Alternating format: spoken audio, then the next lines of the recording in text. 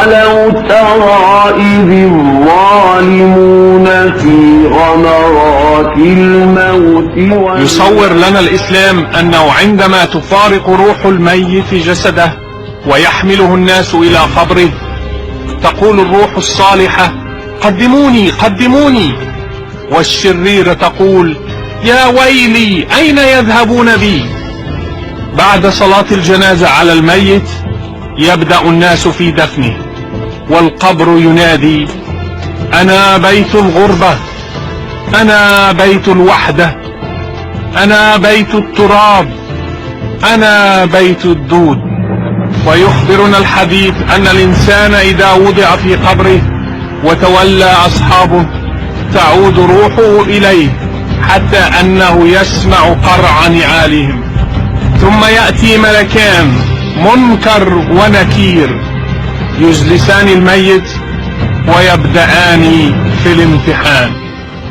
فإن كان مسلما صادقا يقولان له: من ربك؟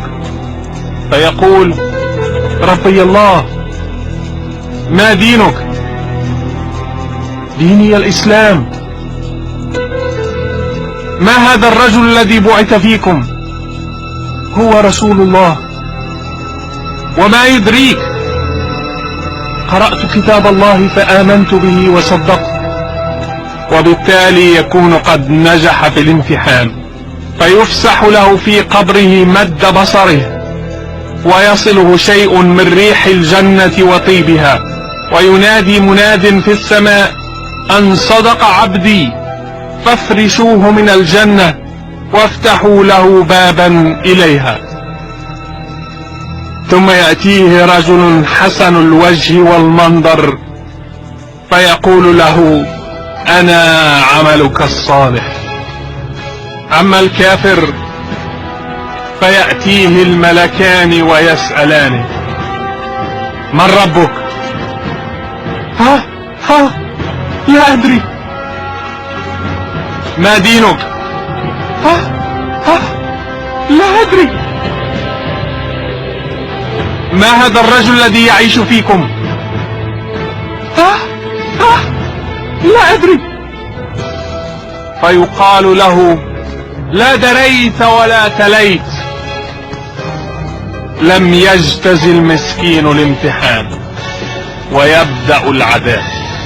وينادي مناد من السماء: أن كذب، فافرشوا له من النار. فيضرب بمطرقة من حديد، مطرقة لو ضرب بها جبل لصار ترابا. فيصرخ ويصيح صيحة تسمعها الخليقة كلها إلا الإنس والجن، بل يضربه حتى يصير ترابا، ثم يعيده الله كما كان ويضربه ضربة أخرى، ويضيق عليه قبره حتى تختلف فيه أضلاعه. فيقال للأرض: التئمي عليه، فتلتئم الأرض عليه. ويسلط عليه في قبره تعبان اسمه شجاع أقرع، فيأكل لحمه من رأسه إلى رجله، ثم يكسى اللحم، وهكذا. ثم يأتيه رجل قبيح الوجه قبيح الثياب نتن الرائحة، فيقول: أنا عملك الخبيث.